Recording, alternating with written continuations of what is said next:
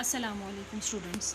हमने last time देखा था कि मसल फाइबर्स, मसल बंडल्स का स्ट्रक्चर क्या होता है। आज हमने देखना है कि वो काम कैसे करते हैं।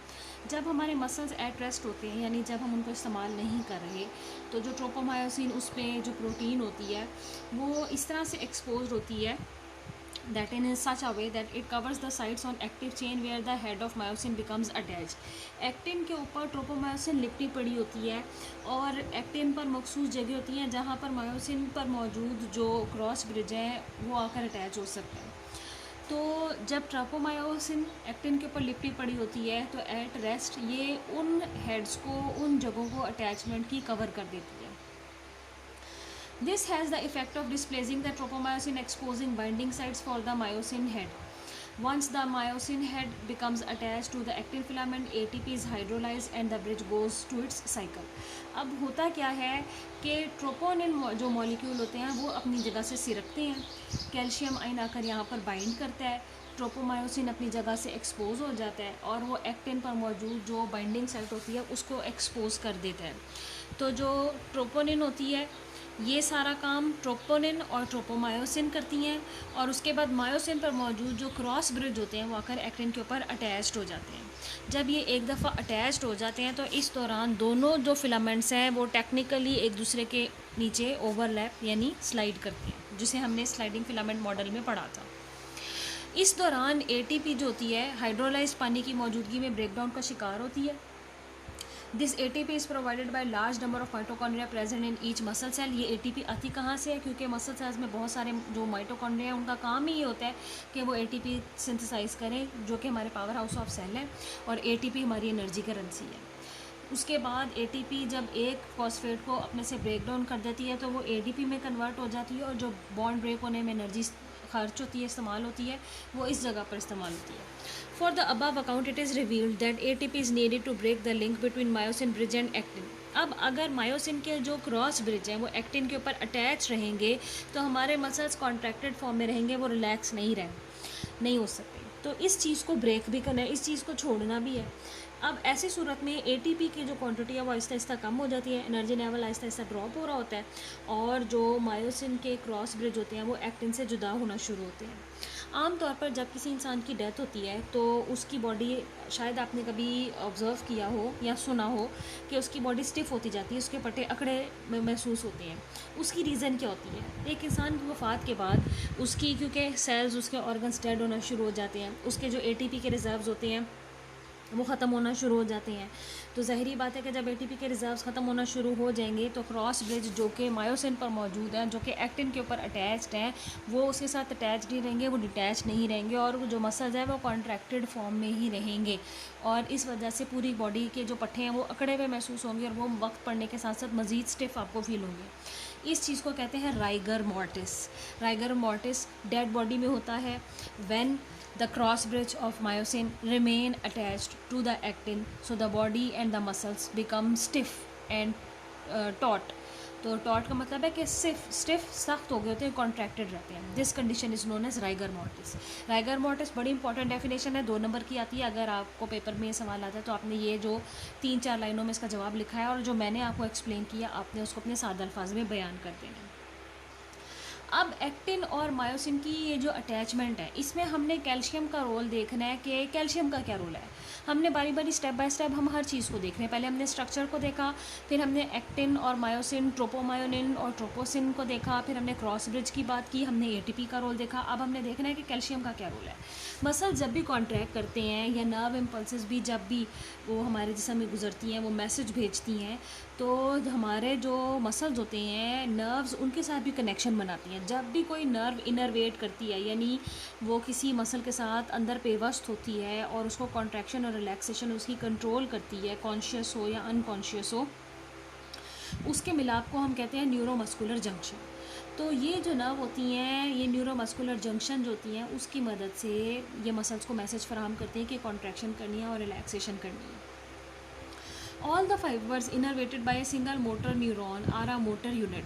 क्योंकि हमारे जिस्म में जा बजा नर्व्स का बहुत सारा सिलसिला मौजूद है और हमारे जिस्म में पट्टे भी बहुत सारे मौजूद हैं, तो एक मोटर न्यूरॉन जो कि आपको पता है कि काम करता है, मैसेज लेकर आता है और बताता है कि काम ये करना है।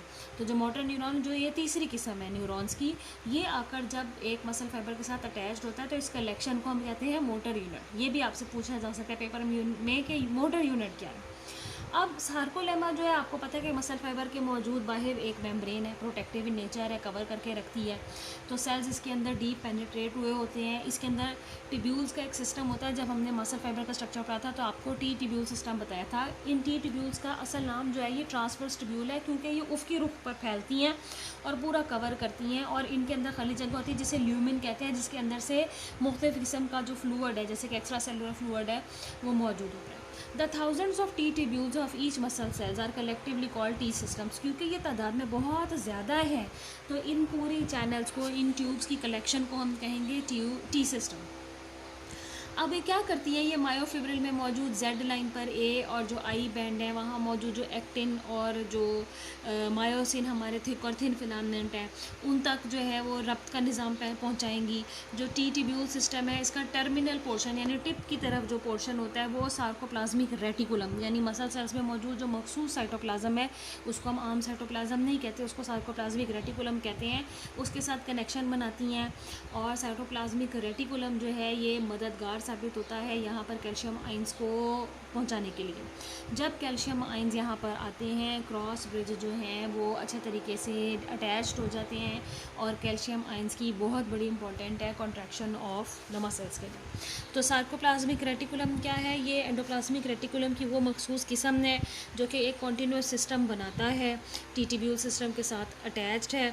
और ये टिब्यूल्स पर मुश्तमिल एक सिस्टम है जो कि मसल्स के अंदर मौजूद जो साइटोप्लाज्म की एक मखसूस किस्म है उसके अंदर स्प्रेड हुआ था एक नेटवर्क के तौर पर। और इसमें राइबोसोम जो है it is like endoplasmic reticulum but devoid of ribosomes, यानी इसमें राइबोसोम्स इन्वॉल्व नहीं होते क्योंकि यहाँ प्रोटीन बनाने की ज़रूरत नहीं होती। यहाँ पर माइटोकॉन्ड्रिया की ज़रूरत होती है। माइटोकॉन्ड्रिया मसल सेल्स में बहुत ज़्यादा होता है क्योंकि एटीपी की ज़रूरत होती है। ऑल और नन रिस्पॉन्स, ये भी पेपर में 2 नंबर का पूछा जा सकता है कि ऑल और नन रिस्पॉन्स क्या है। The contraction of each muscle fiber is based on all or none principle, that is all of its fibrils participate in contraction. The degree of contraction is deeper depending upon the fiber and participate in contraction। इसको explain करने के लिए मैं आपको कुछ जो pages हैं वो पीछे लेकर जाना चाहूँगी जहाँ पर हमने मसल्स की डायग्राम देखी थी। आप ये देख सकते हैं ये एक बड़ा मसल फाइबर है। कहने का मकसद ये है कि ये जो मसल फाइबर होता है इसमें जितने भी फिब्रिल्स मौजूद होते हैं ये सब के सब बैक वक्त इकट्ठे कॉन्ट्रैक्ट होते हैं और अगर नहीं कॉन्ट्रैक्ट होंगे तो सब नहीं होंगे।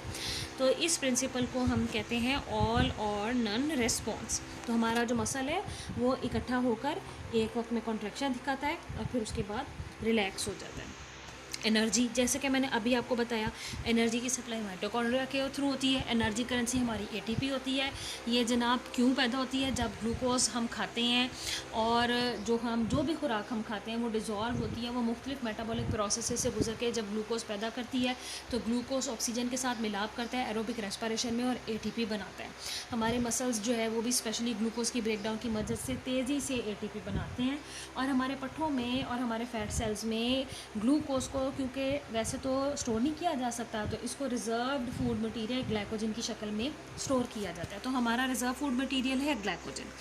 तो ग्लाइकोजन जो है ये दोबारा तहलील का शिकार होकर ग्लूकोज बनाता रहता है और एनर्जी का जो सिलसिला है ये इसी तरह चलता रहता है।